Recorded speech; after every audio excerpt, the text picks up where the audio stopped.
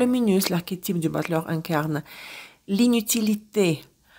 Quand vous réinventez la roue qui a déjà été inventée, le mensonge, la tromperie, la bêtise, la tricherie, tourner en rond, l'illusion du bon sens. J'aimerais faire une remarque ici. Nous avons les arcanes zodiacaux, les arcanes planétaires, et ceux ayant les correspondances avec les éléments. Le mat, par exemple, n'a pas de correspondance avec un signe ou une planète. Le mat correspond à l'élément d'air, tandis que le battleur correspond à la planète Mercure. Dans le tarot de Marseille, le battleur a un chapeau, porte un chapeau en forme de la lemniscate, c'est le symbole de l'infini. C'est un 8, mais dessiné dans le sens horizontal, comme si le 8 était allongé. Cela suggère que le flux d'informations, de connaissances, est sans fin. Par contre, on voit qu'une partie de la table est cachée, elle est située en dehors de la carte. C'est une indication que le battleur n'a l'accès qu'à une partie de la réalité. Il essaie de l'étudier.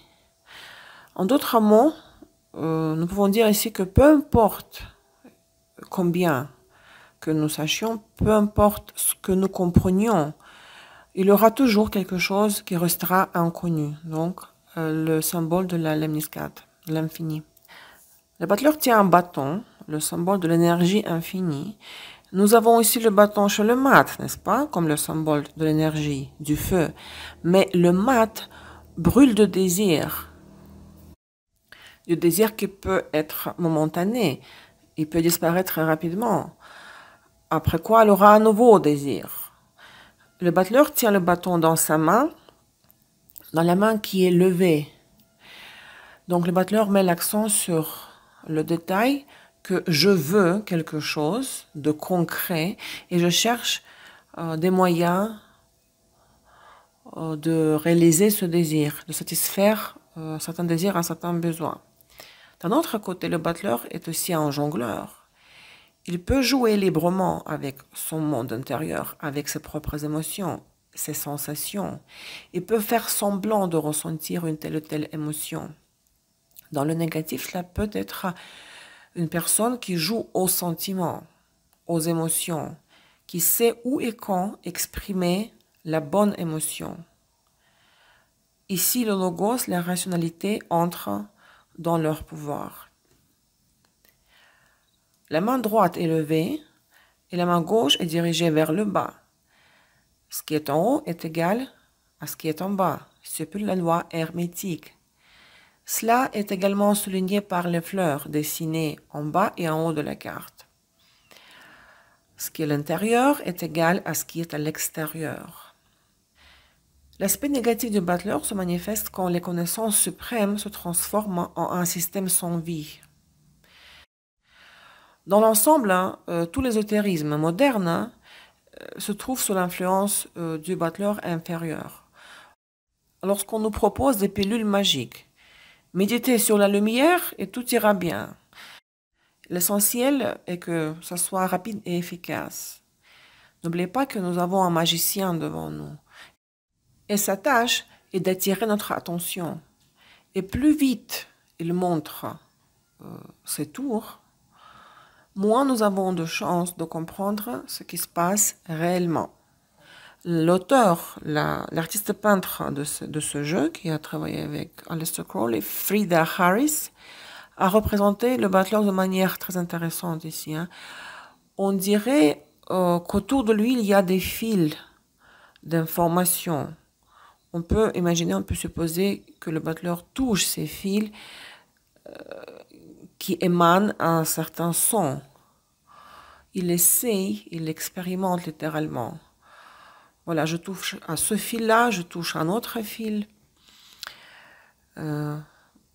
Imaginez une situation pour comparer. Un étudiant, un élève met un clou sur la chaise de la maîtresse, du professeur. Pourquoi elle le fait? Pour voir tout simplement quelle sera sa réaction de la maîtresse. Quand elle va s'asseoir sur la chaise, elle va sentir un clou. Voici notre Mercure. C'est le sujet d'une expérience d'un acte, d'un geste, d'une expérience, mais sans objectif à long terme. Les yeux du battleur de Aleister Crowley ne sont pas dessinés ouverts. Il n'a pas encore la conscience. La conscience s'éveille à peine. Derrière lui, il y a une coupe et un poignard. Un poignard ou une épée renversée signifie l'analyse longue, structurelle, profonde. La coupe désigne les émotions, les sentiments. Notre battleur n'est pas très intéressé par le monde sensuel. Il le met à l'écart. Une longue analyse profonde et structurelle ne représente pas non plus un grand intérêt pour lui. Les objets incarnant des sentiments, les sentiments et une analyse profonde se trouvent derrière le battleur, vous voyez? Derrière les ailes, on voit un singe qui tombe. C'est une référence au singe de Thoth, du dieu égyptien.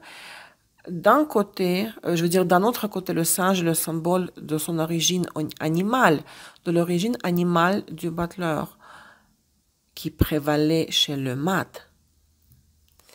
Si les actions du mat étaient provoquées par des impulsions inconscientes, les actions étaient définies par sa nature animale, alors sur la carte du battleur, le singe s'envole quelque part dans le coin droit et le battleur lui tourne le dos. Nous y voyons ainsi le renoncement à l'origine animale, la séparation avec elle. Mais dans le minus, cela peut donner des situations quand la personne croit exclusivement dans les technologies, dans la science, et il nie complètement le sujet de la nature inconsciente et animale. Quand la pensée est comme un robot, un mécanisme. Le battleur dénotera l'émergence de l'intellect et des qualités humaines. Car le mat est une énergie en dehors de toutes les catégories. C'est l'énergie de la nouveauté absolue et du potentiel. Le battleur nous fait découvrir ce que c'est le logos, la rationalité. Je vous rappelle donc que le battleur est gouverné par Mercure, la carte est donc très pratique et logique. Dans les cheveux de ce personnage féminin, on voit un tas de créatures. Ici, le côté négatif du battleur est associé à une énorme satiété intellectuelle, à la saturation intellectuelle. L'intellect se transforme en facteur négatif. L'intellect commence à détruire lui-même, à s'autodétruire. Dans ses cheveux de ce personnage féminin, ce sont des pensées intrusives qui remplissent la tête, qui remplissent sa tête. Ou ce sont les connaissances dont elle a peur, ou les connaissances qui se sont transformées en chaos. Ce sont des pensées qui pullulent dans la tête. C'est la rumination mentale permanente. Oui, ici nous arrivons à une telle saturation mentale qu'on a juste envie de se couper la tête. Il y a trop de logique, trop de construction mentale. Et il y a l'absence de l'éros, du côté émotionnel. Le battleur est coincé dans des constructions logiques. L'énergie sort ou découle des yeux, de la bouche. Elle se transforme ou elle entre dans le squelette. Le battleur donne littéralement son énergie au squelette. Le battleur transmet son énergie au crâne que nous voyons sur la carte. Toutes ces pensées, les constructions logiques ne sont plus viables, n'ont absolument aucun sens. Tel que conçu par le créateur de ce jeu, la carte nous présente un mage arabe. Il est considéré que le mage arabe est l'un des premiers alchimistes. Il écrit un grimoire ou un livre. Nous voyons que la source de la lumière vient du livre. Notre mage est guidé par l'intellect, la connaissance, l'information. La lumière provient de l'intérieur du livre, mais elle semble d'être dispersée. Elle n'a pas de source concrète, spécifique. Mais d'autre part, la lumière se trouve au niveau du cœur. Cela nous renvoie au fait qu'il doit activer la partie émotionnelle, notre Butler. Il doit se tourner vers le monde des sensations, les sentiments et les sensations qu'il a complètement opprimés. Sur la table, nous voyons un crâne et un mortier. Le dernier est littéralement lié au broyage. Donc notre Butler, notre mage, a déjà tout broyé. Il a tout concassé. Le mage est un peu perdu sur cette carte. Il est renfermé, replié sur lui-même. Mes amis, c'est une carte intermédiaire. Elle possède la signification constructive, oui, mais il est trop tôt pour parler des performances à grande échelle et du résultat maximal dans cette carte. Ils ne sont pas présents dans cette carte. C'est la première carte du jeu, sans compter le mat. Le mat, c'est la carte 0, c'est la première, numéro 1, l'arcane numéro 1. Le mat, l'arcane 0, incarne le vide, le vacuum, le chaos primaire donnant naissance à tout. Et le Butler, c'est la toute première manifestation de la matière. À quel résultat vous vous attendez quand nous nous sommes qu'au stade de la naissance?